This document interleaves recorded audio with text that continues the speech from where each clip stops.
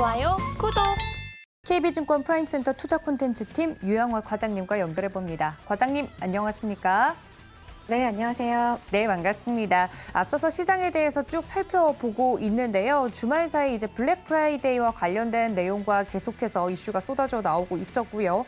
지금 현재 시장 같은 경우 보시면 코스피는 0.94%, 코스닥은 1% 정도 하락폭을 계속 유지하고 있는 모습입니다. 계속해서 좀 수급도 살펴보면 앞서서도 전문가님들이 이야기를 해주셨지만 외국인과 기관의 동반 매도가 나오고 있는 상황인데요. 관련돼서 시장에 대해서 자세하게 좀 뷰를 짚어봐야 될 것 같습니다. 과장님, 저희 지금 계속해서 시장 좀 살펴보고 있는데 어떤 포인트로 월요일장 출발 증시 좀 살펴볼 수 있을까요? 네. 일단 오늘 예상외로 좀 코스피, 코스닥에서 외국인의 거친 좀 매도세가 출회가 되면서 장 초반부터 하락세를 좀 보이고 있는데요. 최근에 계속 말씀드렸던 부분이 이제 외국인의 매도가 아침부터 이렇게 나올 때는 약간 이제 시장 자체를 쥐고 흔드는 쪽이 지금 어떤 주도 세력이 외국인이기 때문에 지수 자체의 어떤 흐름은 외국인이 주도를 한다라고 말씀드렸고, 이 외국인이 계속해서 매도폭을 줄이지 않고 계속해서 매물을 출회할 경우에는 지수도 상승이 좀 제한적이고 좀 매도폭을 확대할 가능성이 있기 때문에 조금 보수적으로 대응하시는 게 좋을 것 같고요. 다만 이제 오늘 코스피 같은 경우는 이제 한 외국인 1,500억 정도 매도하고 있고, 코스닥은 600억 정도 매도를 하고 있는데, 기관도 지금 양시장을 매도를 하고 있어요.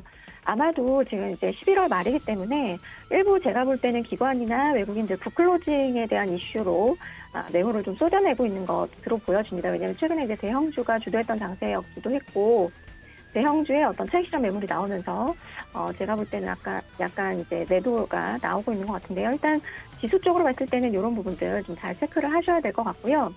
일단은 글로벌 이슈 좀 체크를 해보면 시장 왜 빠지나 궁금하실 것 같아요. 일단 지난 금요일 밤에 중국 인민은행에서 지준율을 25bp 인하했어요. 근데 이게 인하를 했을 때 시장의 반응을 살펴보는 게 중요한데, 위안화가 약세로 전환이 됐고 미국 상장 ADR도 큰 폭으로 하락을 했습니다. 왜 그러냐? 중국 내부에서 제로 코로나 반대 시위가 지금 상당히 거칠게 전개가 되고 있는데, 한마디로 이렇게 대놓고 지준율을 인하했다는 것은 이거 사실상 제로 코로나 정책 계속 가는구나라는 의미로 해석이 되기 때문에 지금 이제 전방위적으로 어떤 시위가 확산이 되고 있는 상황으로 보여지고요. 이러한 어떤 중국 내부의 리스크는 국내 증시에도 사실은 이제 부정적인 효과를 줄 수 있는 가능성이 높기 때문에 오늘 그 영향을 받고 있다라고 보시면 될 것 같고요. 그리고 금주에 이제 두 번째로는 11월 30일에 파월의장 연설이 있는데, 제가 볼 때 아마도 이제 또 오버킬을 할 가능성이 있을 것 같아요. 자산시장의 흥분을 좀 가라앉히려고 발언을 하실 것 같은데, 제가 볼 때는 이것에 대한 이슈는 일단 조금 일단락이 된 상황이고 시장에 이미 좀 반영이 된 이슈이기 때문에 이에 대한 영향은 제가 볼 때 호재든 악재든 좀 제한적일 것 같아요. 그래서 제가 볼 때는 결국에 시장의 스타일을 좀 보셔야 될 것 같고, 어떤 섹터나 어떤 종목으로 집중을 해야 되는지가 더 중요할 것 같아요. 아무래도 최근에는 이제 대형주보다는 중소형주가 상승폭이 좀 두드러지는, 한마디로 화려한 종목 장세의 흐름을 보여주고 있습니다. 외국인들이 사는 종목보다는 기관이나 개인들이 강하게 매집하는 종목들이 강세를 지금 보이는 상황이기 때문에 단기로는 테마성 종목들, 모멘텀 단기로 좀 발생하는 종목들이 주도할 가능성 높다라고 보시면 좋을 것 같습니다. 네, 개별 장세가 화려하게 펼쳐지고 있다라고 이야기를 해주시면서 수급 관련된 포인트까지 자세하게 짚어주셨습니다. 자, 그렇다면 과장님, 저희가 오늘 체크해야 될 이슈와 종목 이야기도 좀 들어볼 텐데요. 어떤 이슈에 집중하고 계실까요?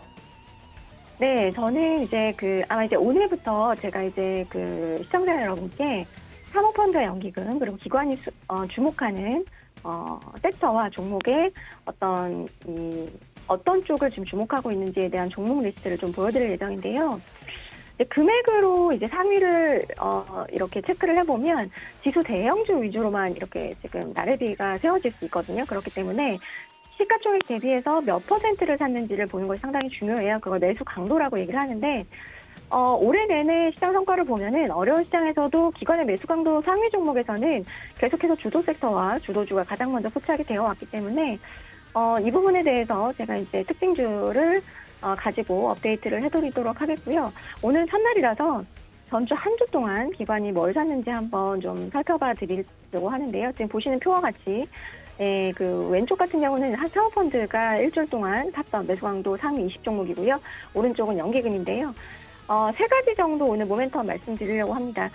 먼저 첫 번째로는 사우디의 모멘텀인데 빈살만 왕세자의 방한 이후에 차익 실현 물량 나오면서 대장주였던 한미글로벌 같은 경우 이제 관련주들 비롯해서 관련주도 주가 조정이 좀 있었는데요. MOU 체결 이후에 실제 어떤 기업으로 어떤 산업에 대해서 그 계약이 나올지 이 구체적인 부분들이 뉴스나 리포트들로 조금 이제 언급이 되면서 관련주들로 다시금 수급이 이어지고 있고 오늘 한미글로벌 또 시세가 괜찮은 것 같습니다. 아무래도 이러한 밀접한 계약 정보는 여의도가 가장 빠르지 않을까 생각할 수 있을 것 같고요. 그렇기 때문에 이제 뉴스보다 먼저 수급이 우선되어서 지금 유입이 되는 상황이기 때문에 수급 들어오는 종목들 챙겨보실 필요가 있을 것 같고요. 현재 수급이 지속돼서 유입되는 관련주 쪽으로는 현대로템, BMT, 한미글로벌, 효성중공업, 현대일렉 정도가 거론이 되고 있는 상황으로 보시면 좋을 것 같고 관련주들 모니터링 필요해 보이고요. 두 번째로는 제가 계속해서 전주에도 말씀드렸던 XR 디바이스 관련된 이슈인데요. 아무래도 내년도 1월 5일에서 8일까지 미국 라스베가스에서 CES 박람회가 개최될 예정이기 때문에 여기에 어떤 그 모멘텀을 받을 수 있는 섹터들 주목받고 있고요.